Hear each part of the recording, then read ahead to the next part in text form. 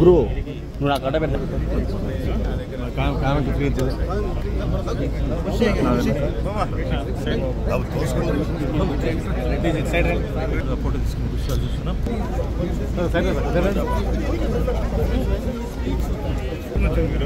Sir నమస్కారం sir.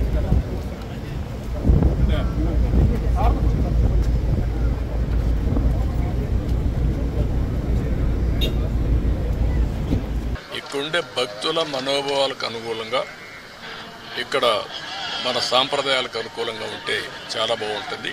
అలాంటివి కూడా చేయమని చెప్పి ఆదేశాలు ఇచ్చాను.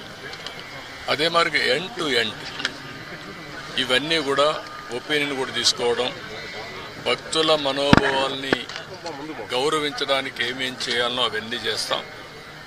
ఇప్పుడు సేవకులు కొంతమంది ఉన్నారు, శ్రీవారి సేవకులు. వాళ్ళు కూడా ఎప్పుడో నేను ప్రవేశపెట్టాను. వాళ్ళు ఒక 15 లక్షల మంది అయ్యారు. వాళ్ళు కూడా ఒక స్పిరిచువాలిటీ సైడ్ ఎట్లా తీసుకెళ్ళాలి, వాళ్ళల్లో కూడా భక్తిభావం ఎట్లా పెంచాలి, ఇక్కడే కాకుండా నిజ జీవితంలో కూడా వెంకటేశ్వర స్వామి శ్రీవారి సేవకులు ఉన్నప్పుడు వాళ్ళు నిజ జీవితంలో కూడా దీన్ని ఆచరించాల్సిన అవసరం ఉంది. వాళ్ళకి కావాల్సిన ట్రైనింగ్ అవన్నీ ఇచ్చి వాళ్ళు కూడా కెపాసిటీ బిల్డింగ్ చేస్తాం. అదే మరి ఎక్కడికక్కడ సమాచారాన్ని కూడా తీసుకొని ఒక విధంగా చెప్పాలంటే మళ్ళీ వెంకటేశ్వర స్వామికి పూర్వ వైభవం వచ్చే విధంగా, అదే కాకుండా ఎప్పటికీ ఇది ఒక దివ్య క్షేత్రంగా పవిత్రమైన క్షేత్రంగా తయారు చేయడానికి ఏమేం చేయాలనో అన్ని చర్యలు తీసుకోమని చెప్పి మేనేజ్మెంట్కి గవర్నమెంట్ తరఫున కూడా ఆదేశాలు ఇచ్చాం. అవన్నీ చేసేదానికి శ్రీకారం చుట్టారు. ఇంకొక పక్కన ఏదైతే ఈరోజు ఇక్కడ ఫుడ్ కూడా ఉందో ఎన్నిటి కూడా రాబోయే రోజులు అన్ని టెస్టులు ఉంటాయి. అదే మాదిరిగా అవసరమైతే ఇక్కడ నాలెడ్జ్, అబండెంట్ నాలెడ్జ్ ఉంది. అలాంటి నాలెడ్జ్ని ఎవరు కూడా రిప్లికేట్ చేయలేకపోయే పరిస్థితికి వచ్చారంటే ఇక్కడ వెంకటేశ్వర స్వామి మహిమ కూడా ఉంది. ఏది నడిపించినా వెంకటేశ్వర స్వామి నడిపిస్తాడు. మనం నిమిత్త మాత్రం.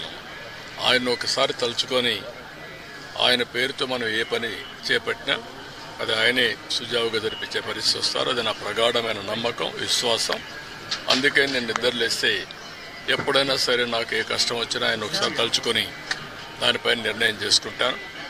ఆ నిర్ణయం ఎప్పుడు కూడా నేను తప్పు చేయకుండా ముందుకు పోయేదానికి ఉపయోగపడతా ఉంది. ఇక్కడుండే వాళ్ళు కూడా ప్రతి ఒక్కరూ ఇక్కడ పనిచేసే వాళ్ళు కానీ వచ్చే భక్తులు కానీ పవిత్రమైన భావంతో మీరు ఇక్కడ ఉండాల్సిన అవసరం ఉంది. మీరు పవిత్రంగా ఉండమే కాకుండా దివ్య క్షేత్రాన్ని పవిత్ర క్షేత్రంగా శాశ్వతంగా ఉండాలంటే భక్తుల్లో ఆ భావన రావాలి, మేనేజ్మెంట్లో ఆ భావన రావాలి, శ్రీవారి సేవకుల్లో భావన రావాలి.